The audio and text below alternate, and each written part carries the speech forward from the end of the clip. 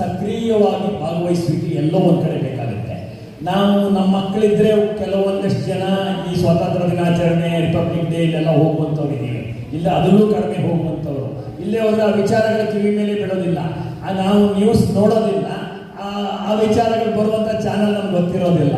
ಆದರೆ ನೀವು ನಾನು ಗಾಯತ್ರಿ ಸುಂದರೇಶ್ವರಿಗೆ ವಿಶೇಷ ಅಭಿನಂದನೆ ಯಾಕೆ ಸಲ್ಲಿಸಬೇಕು ಅಂದರೆ, ತಾಯಿಯಂದ್ರನ್ನ ಈ ರೀತಿ ಭಜನೆಗೋ ಇನ್ನೊಂದಕ್ಕೋ ಬೇರೆ ರೀತಿ ಸೇರಿಸ್ಬೋದಿತ್ತು, ಭಕ್ತಿ ಗೀತೆಗಳಿಗೆ, ದೇವರ ಗೀತೆಗಳಿಗೆ. ಆದರೆ ಅದನ್ನು ಹೊರತಾಗಿ ಈ 80ನೇ ಸ್ವಾತಂತ್ರ್ಯೋತ್ಸವವನ್ನು ಗುರ್ತಾಗಿಟ್ಕೊಂಡು ನೀವು ದೇಶಭಕ್ತಿ ಗೀತೆಗಳಿಗೆ ಎಲ್ಲರಿಗೂ ಒಂದು ಸ್ಪರ್ಧಾ ರೂಪದಲ್ಲಿ ಕೊಟ್ಟಿರೋದ್ರಿಂದ ಎಲ್ಲರೂ ಮತ್ತೊಮ್ಮೆ ಸ್ವತಂತ್ರದ ಇತಿಹಾಸವನ್ನು ಮರುಕಳಿಸಿ ನೆನಪು ಮಾಡಿಕೊಂಡಿರ್ತಕ್ಕಂಥ ಒಂದು ಅವಕಾಶ ಆಗಿದೆ ಅಂತ ಅತ್ಯಂತ ಸಂತೋಷದಿಂದ ಈ ವೇದಿಕೆ ಮುಂದೆ ಹೇಳಿಕೊಟ್ಟಿದ್ದಾರೆ. ಒಂದು ನೋಡಿ, ಈ ಯಾವತ್ತೂ ಒಂದು ಕಡೆ ಎಲ್ಲರೂ ಸೇರ್ ಮಾಡ್ತೀವಿ ಅಂತಂದರೆ ಆಗದೆ ಅಂತೆಲ್ಲನೂ ಮಾಡ್ಬಿಡ್ತೀವಿ. ನಾವು ಒಬ್ಬರೇ ಮಾಡಿ ಅಂತ ತುಂಬ ಟೈಮ್ ಹಿಂಜರಿತೀವಿ. ಅದಕ್ಕೆ ಗುಂಪಲ್ಲಿ ಮಾಡಿ ಅಂದಾಗ ನಾನು ಒಬ್ಬ ಇರ್ತೀನಿ ಅಂತೀವಿ.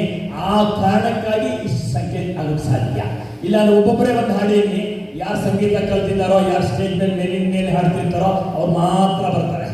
ಇಲ್ಲೇ ಹೋದ್ರೆ ಕೋರಸ್ ಆಗಿ ನಾನು ಇರ್ತೀನಿ ಒಂದು ದೃಷ್ಟಿಗೆ ಬಂದವರು ಇವತ್ತು ಮೈನ್ ಸಿಂಗರ್ ಆಗಿರ್ತಕ್ಕಂಥವ್ರು, ಮೈನ್ ಹಾಡುವಂಥವ್ರು ತುಂಬ ಜನ ಇಲ್ಲಿ ಸಮಾಜಕ್ಕೆ ಬಂದಿರತಕ್ಕಂಥವ್ರನ್ನ ಬಹಳ ವರ್ಷದಿಂದ ನಾನು ನೋಡಲಿಕ್ಕೆ ಸಾಧ್ಯ ಆಗಿದೆ.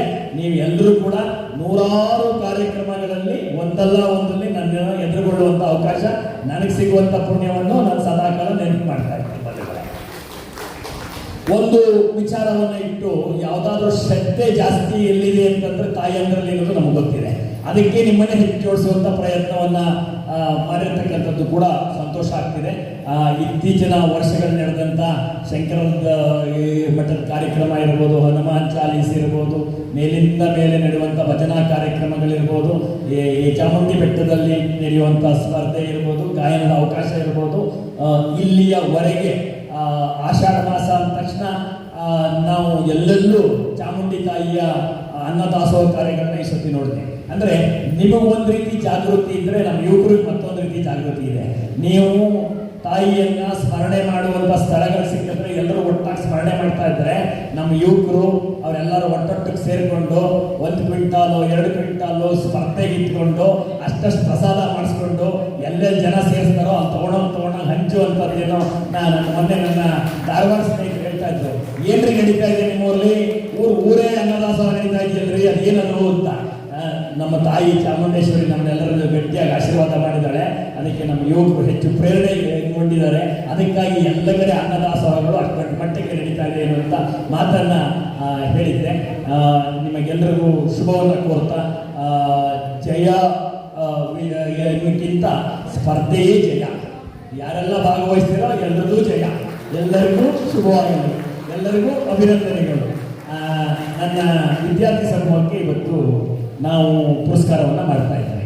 ಆವಾಗ HPLACನಲ್ಲಿರ್ತಕ್ಕಂಥ ಈ ರಾಮಕೃಷ್ಣನಗರದಲ್ಲಿರ್ತಕ್ಕಂಥ ಎಲ್ಲ ಮಕ್ಕಳುಗಳಿಗೆ 90% ಅಂಡ್ ಎಬೋ ಇರ್ತಕ್ಕಂಥ ಮಕ್ಕಳುಗಳಿಗೆ ಈ ಪುರಸ್ಕಾರವನ್ನು ನಾವು ಗುರುತು ಮಾಡಿದ್ದೀವಿ ಅಂತ ಹೇಳಿ 10 ಮಕ್ಕಳಿಗೆ ಇಲ್ಲ ಆಯಿತು. ಇನ್ನೆಲ್ಲರಿಗೂ ಶುಭವನ್ನು ಕೋರ್ತಾ, ನಾವು ಇತ್ತೀಚೆಗೆ ನಾನು ಮೊನ್ನೆ ಒಂದು 15-20 ದಿವಸದಿಂದ ಒಂದು ಶಾರದಾ ವಿಲಾಸ್ ಸೆಂಟಿನರಿ ಹಾಲ್ನಲ್ಲಿ ನಮ್ಮ ಕ್ಷೇತ್ರದಲ್ಲಿ ವಾಸ ಮಾಡುವಂಥ 85% ಹೆಚ್ಚು ಅಂಕ ಪಡೆದಿರ್ತಕ್ಕಂಥ PUC ವಿದ್ಯಾರ್ಥಿಗಳಿಗೆ ಒಂದು ಸಾಧನಾ ಪುರಸ್ಕಾರ ಕಾರ್ಯಕ್ರಮ ಇಟ್ಕೊಂಡಿದೆ. ಸುಮಾರು 465 ವಿದ್ಯಾರ್ಥಿಗಳಿಗೆ ಮಾಡಿದ್ವಿ.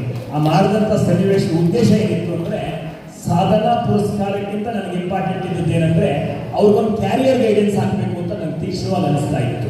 ಯಾಕೆ ಅಂದರೆ ನನ್ನ ಹತ್ರ ಸಾಮಾನ್ಯವಾಗಿ ವರ್ಷಕ್ಕೆ ಒಂದು 10-15 ಜನ PUC ಆದವರು ಈ ಕಾಲೇಜ್ಗೆ ಒಂದ್ಸತಿ ಹೇಳಿ, ಈ ಕಾಲೇಜ್ ಇಂಥ ಕೋರ್ಸ್ಗೆ ಒಂದ್ಸತಿ ಹೇಳಿ ಅಂತ ಮ್ಯಾನೇಜ್ಮೆಂಟ್ಗಳಿಗೆ ಮಾತಾಡ್ಸೋರು ತುಂಬ ಹುಡುಗರುಗಳು ಬರ್ತಾರೆ. ಅದನ್ನು 16 ವರ್ಷದಿಂದ ಮಾಡ್ತಾ ಇದ್ದೀವಿ.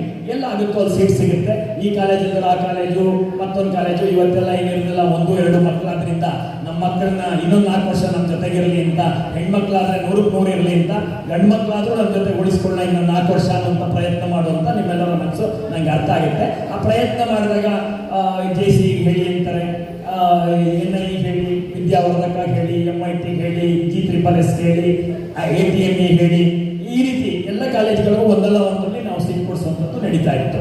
ಆದರೆ ಕಳೆದ 2 ವರ್ಷದಿಂದ ನಾನು ಇದಕ್ಕಿಂತ ಮತ್ತೊಂದು ವಾತಾವರಣವನ್ನು ಕೂಡ ನೋಡ್ತೀನಿ.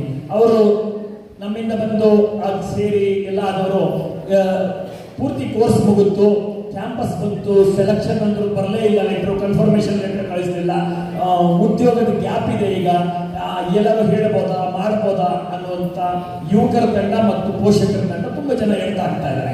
ನನಗನ್ನಿಸ್ತು ಒಂದು ಕಾಲ ಇತ್ತು, ಒಂದು ಕಾಲದಲ್ಲಿ ಏನಿತ್ತು ಅಂದ್ರೆ ನೀವು ಸಿವಿಲಿಗೆ ಸೇರಿ, ಮೆಕ್ಯಾನಿಕಲ್ ಸೇರಿ, ಎಲೆಕ್ಟ್ರಿಕಲ್ ಸೇರಿ ಎಲ್ಲರೂ ಕೂಡ ಕಂಪ್ಯೂಟರ್ ಇಂಜಿನಿಯರ್ಸ್ ಕೊನೆಗೆ ಆಗ್ತಿದ್ರು. ಯಾಕೆಂದ್ರೆ ಡಿಮ್ಯಾಂಡ್ ಅಷ್ಟು ದೊಡ್ಡ ಮಟ್ಟದಲ್ಲಿತ್ತು. ನೀವು ಯಾವ ಬ್ರಾಂಚ್ ಓದಿದ್ರು ಕೊನೆಗೆ ಅವ್ರು ಕಂಪ್ಯೂಟರ್ ಇಂಜಿನಿಯರ್ ಆಗಿ, ಸಾಫ್ಟ್ವೇರ್ ಇಂಜಿನಿಯರ್ ಆಗ್ತಾ ಇದ್ರು.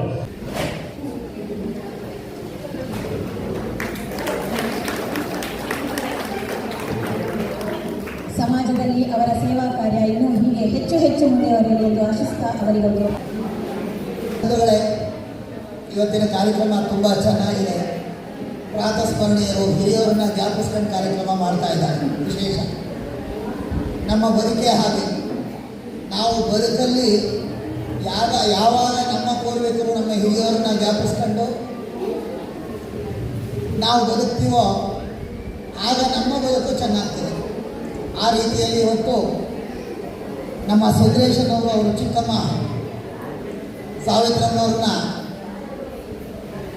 ಒಂದು ನೆನಪಿನಲ್ಲಿ ಅವರ ಹೆಸರಲ್ಲಿ ಒಂದು ಪ್ರತಿಭಾ ಪುರಸ್ಕಾರ ಕೊಡ್ತಾ ಇರೋದು ಬಹಳ ಸಂತೋಷವಾಗಿದೆ. ಹಾಗಾಗಿ ಈ ಸಖಿ ಫೌಂಡೇಶನ್ ಇಬ್ಬರು ರೂವಾರಿಗಳಾದಂಥ ಸುಂದರೇಶನ್ನು ಮತ್ತು ಗಾಯತ್ರಿ ಸುಂದರೇಶನ್ ಅವರಿಗೆ ನನ್ನ ತುಂಬ ಹೃದಯದ ಧನ್ಯವಾದಗಳನ್ನು ಅರ್ಪಿಸ್ತಾ ಮಹತ್ವವನ್ನು ತಿಳಿಸಿಕೊಟ್ಟಂತಹ ನಟರಾಜ್ ಜೋಯಿಸ್ ಅವರಿಗೆ ಧನ್ಯವಾದಗಳು. ಈಗ ಅವರಿಗೆ ಗೌರವ ಸಮರ್ಪಣೆಯನ್ನು ತಿಳಿಸಿದ್ದಾರೆ.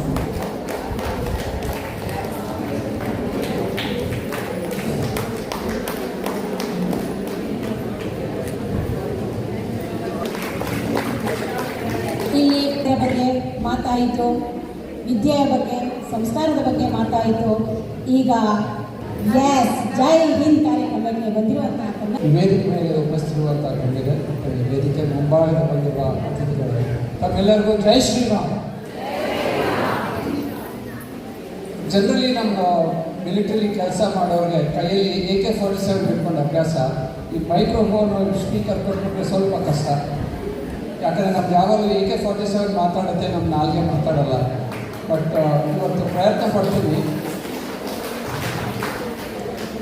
ರಾಜೀವ್ ಸರ್ ಹೇಳ್ತಾ ಇದ್ರು, ವೇದಿಕೆ ಮೇಲೆ ಒಬ್ಬರು ಗಾಯತ್ರಿ ಒಬ್ಬರಿದ್ದಾರೆ, ಬಾಕಿ ಎಲ್ಲ 3 ಗಂಡಸರಿದ್ದಾರೆ ಅಂತ.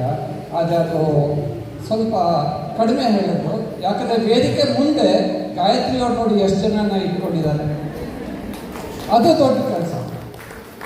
ಆ್ಯಂಡ್ ಪ್ರತಿ ವರ್ಷ ನಾನು ಗಾಯತ್ರಿ ಮೇಡಮ್ ಫೋನ್ ಮಾಡಿದಾಗ ಏನೇ ಇದ್ರು ನಾನು ತಪ್ಪಿಸ್ಕೊಳ್ಳಲ್ಲ, ಬಂದೇ ಬರ್ತೀನಿ. ಯಾಕಂದರೆ ಈ ಥರ ವೇದಿಕೆ, ಈ ಥರ ಒಂದು ಕಾರ್ಯಕ್ರಮ ಆಯೋಜನೆ ಮಾಡೋದು, ಸ್ಪೆಷಲಿ ರಾಷ್ಟ್ರಗೀತೆ ಬಗ್ಗೆ. ಯಾವುದೇ ದೇಶ ನೋಡಿ 2-3 ಇಂಗ್ಲೀಷ್ ಹಾಡಿರುತ್ತೆ, ಇಲ್ಲ ಒಂದು ಫಾರಿನ್ ಲ್ಯಾಂಗ್ವೇಜಲ್ಲಿ ಇರುತ್ತೆ. ಬಟ್ ನಮ್ಮ ದೇಶದಲ್ಲಿ ನೋಡಿ ಎಷ್ಟಿರುತ್ತೆ, ಒಂದೇ ಮಾತ್ರ ಕೇಳ್ತಾನೆ ಮೈಯೆಲ್ಲ ಜುಮ್ ಅಂದ್ಬಿಡುತ್ತೆ. ಯಾಕೆ ಇದು ಹೇಳ್ತಾ ಇದ್ದೀನಿ ಅಂದರೆ, ಇಸ್ರೇಲ್ ರಾಜ್ಯದ ಒಂದು ಹಳೆ ಪ್ರೈಮ್ ಮಿನಿಸ್ಟರ್ ಇದ್ರು, ಗೋಲ್ಡಾ ಮೇಯರ್ ಅಂತ ಅವ್ರ ಹೆಸರು ಕೇಳಿರ್ಬೋದು ತಾವು. ಅವ್ರು ಏನು ಹೇಳಿದ್ರು ಅಂದರೆ, ಯಾವ ದೇಶದ ಸಿಟಿಸನ್ಸು ಇಲ್ಲ ಆ ಜನರಿಗೆ ಅವ್ರ ದೇಶದ ಇತಿಹಾಸ ಗೊತ್ತಿಲ್ಲದೆ ಇದ್ದರೆ ಆ ದೇಶ ಮುಂದುವರಿಯೋದಿಲ್ಲ.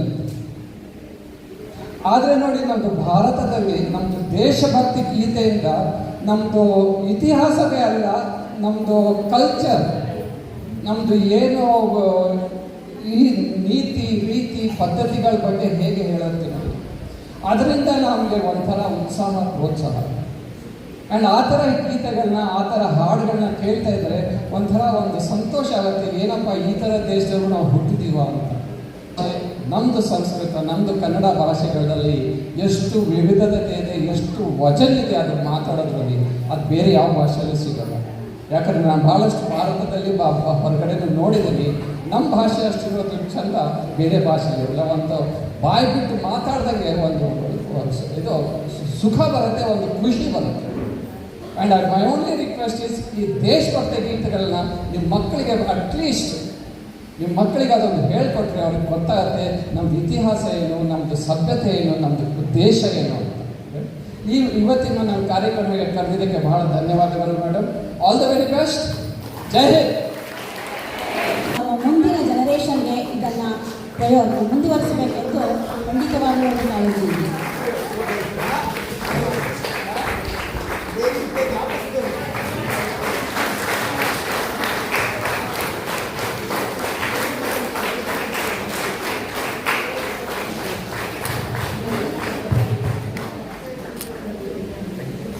ನಮ್ಮ ದೇಶಕ್ಕೆ ನಮ್ಮ ದೇಶದ ಯೋಧರೇ ಹೆಮ್ಮೆ ಅನ್ನೋದನ್ನು ಪ್ರತಿ ಹೆಜ್ಜೆಯಲ್ಲೂ ನಾವು ನೋಡ್ತಾನೆ ಇರ್ತೀವಿ.